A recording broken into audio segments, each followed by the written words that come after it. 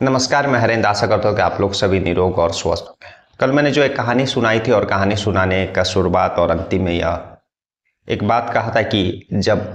खून का जो रिश्ता है इंसान के साथ जो है, खून का अपना ही खून का रिश्ता जो है, और वही खून का रिश्ता अपने खून का कत्ल कर दे,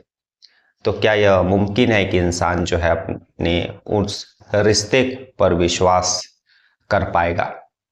आज की कहानी भी एक ऐसी कहानी है जिसमें एक शख्स शक के इस तरह फंसता है।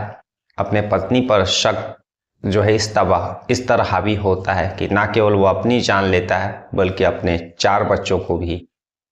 कत्ल का, एक तरह से कत्ल ही बोल सकते हैं हम लोग, उसका भी वह जिम्मेदार बन जाता है। दरअसल यह कहानी जो है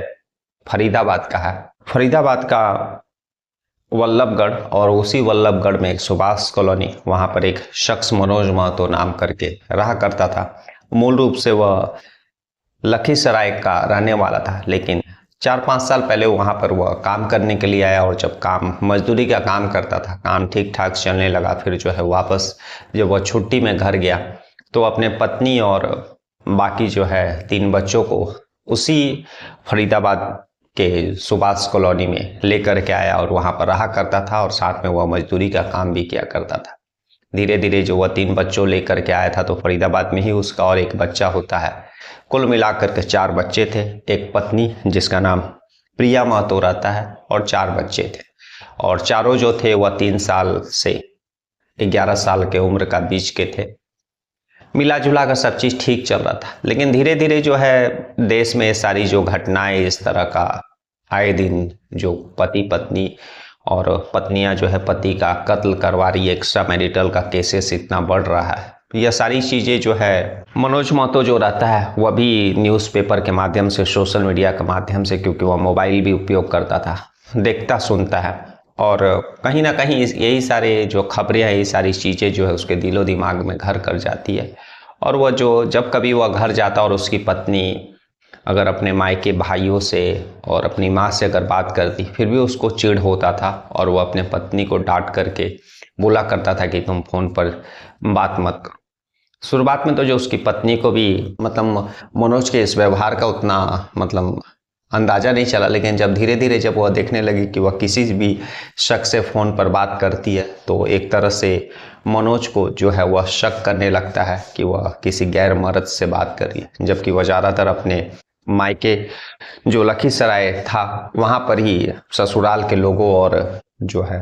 अपने मायके के लोगों से ही बात किया करती थी। लेकिन इसको लेकर के भी जो है मनोज शक करता था, और इसी बात के कारण आए दिन जो है धीरे धीरे इन लोगों के बीच लड़ाई झगड़ा और विवाद होने लगा।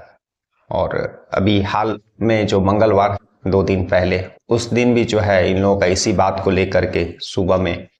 लड़ाई झगड़ा होता है, जबकि जो प्रिया महतो रहती है वो अपने मायके में अपने भाइयों से बात कर रही थी। जब मनोज का उस पर नजर पड़ता है तो वो अपनी पत्नी से इस बात को लेकर के लड़ाई झगड़ा करता है, डांटता फटकारता है। खैर कुछ समय लड़ाई झगड़ा होने के बाद सब चीज ठीक हो जाता है, मनोज चुप हो जाता है। कुछ समय वह घर में ही रहता है, और उसके बाद लगभग दोपहर में 12:30-1 बजे के करीब में वह जो अपने 4 बच्चों को ले जाता है पास के ही पार्क में घुमाने को बोल करके। और जब घुमाने के लिए लेकर के जाता है तो वह 4 बच्चों को चिप्स और कोल्ड ड्रिंक भी पिलाता है। और तभी जो है पास में ही जहाँ वहाँ पर सुभाष कॉलोनी में रहा करता है, उससे कुछ दूरी पर एक हॉल्ट है, और उसी हॉल्ट पर जो वह पहुँचता है, और उस समय महाराष्ट्र से अमृतसर को जाने वाली एक गोल्डन टेम्पल एक्सप्रेस जो मेल है वह वहाँ से गुजरती है। और वह जैसे ही उस ट्रेन को गुजरता हुआ देखता है, 4 बच्चों को अपने साथ पकड़ करके लेकर के जाता है उस ट्रैक पर जहाँ से ट्रेन गुजरने वाली थी। और जैसे ही ट्रेन की आवाज़ें और भी बढ़ते जाती है, जो 4 बच्चे थे उनमें से जो 2 बड़े थे, 8 साल और एक का उम्र 11 साल, वे लोग भागने की कोशिश करते हैं, क्योंकि वो लोग साफ देखते हैं कि ट्रेन काफ़ी स्पीड से उसकी तरफ आ रही है। और उसके बाद जैसे ही ट्रेन और भी नज़दीक पहुंचती है, आवाज़ जोर से आने लगती है, क्योंकि ड्राइवर साफ तौर पे देख रहा था कि ट्रैक पर जो एक शख्स अपने साथ जो है बच्चे लेकर के खड़ा है, और इसी के कारण जो है ड्राइवर ट्रेन स्पीड होने के बावजूद भी वह दूर से ही काफ़ी दफ़ा हॉर्न बजाता है ताकि जो है वह शख्स जो है ट्रैक से हट जाए। लेकिन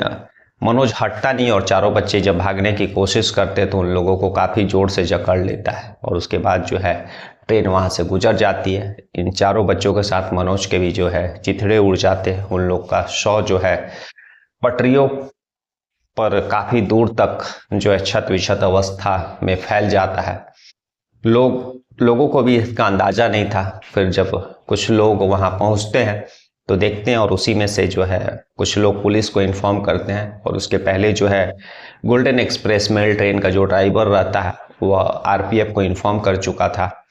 वॉकी टॉकी के माध्यम से। फिर आरपीएफ पुलिस वहाँ पहुँचती है और जब शव का बाकी चीज़ों का शिनाख्त करने का कोशिश करती है तो मनोज का जो है पैकेट में आधार कार्ड और मोबाइल नंबर एक मिलता है। और जब पुलिस उस मोबाइल नंबर पर कॉल करती है तो मनोज की पत्नी प्रिया महतो फ़ोन उठाती है। पुलिस इसकी जानकारी देती है। उसकी पत्नी प्रिया महतो भागे दौड़े उस ट्रैक पर पहुंचती है और पुलिस वाले जो है शव को छूने नहीं देते हैं और सारे जो शव छत विछत अवस्था में इधर उधर फैले रहते हैं। चारों बच्चों और मनोज महतो का उसको लेकर के पोस्टमार्टम के लिए भेजती है और उसके बाद फिर जो है शव को परिवारों वालों को हैंडओवर कर देती है। और कल जो है उसका अंतिम संस्कार भी हो चुका है।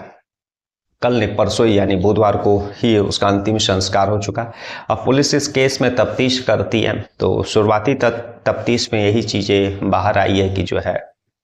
मनोज अक्सर अपनी पत्नी जब कभी वह किसी से बात करती थी फ़ोन पर तो मनोज को शक होता था उसका एक्स्ट्रा मैरिटल अफेयर और बाकी चीज़ें के बारे में। और इसी के कारण जो है कई दफ़ा जो है उसकी पत्नी के साथ फ़ोन पर बात करने को लेकर के लड़ाई झगड़ा और विवाद हुआ है। और उस दिन भी मंगलवार की सुबह भी जो है पत्नी प्रिया महतो के साथ मनोज का इसी बात को लेकर के विवाद होता है, जबकि प्रिया अपने भाइयों से बात कर रही थी उसी बिहार के गांव से। लेकिन मनोज के साथ विवाद होने के बाद जो है मनोज फिर चुप हो जाता है और 2-4 घंटा चुप रहने के बाद फिर लगभग वह 11:30-12 बजे बच्चों को घुमाने बोल करके लेकर के जाता है और पार्क में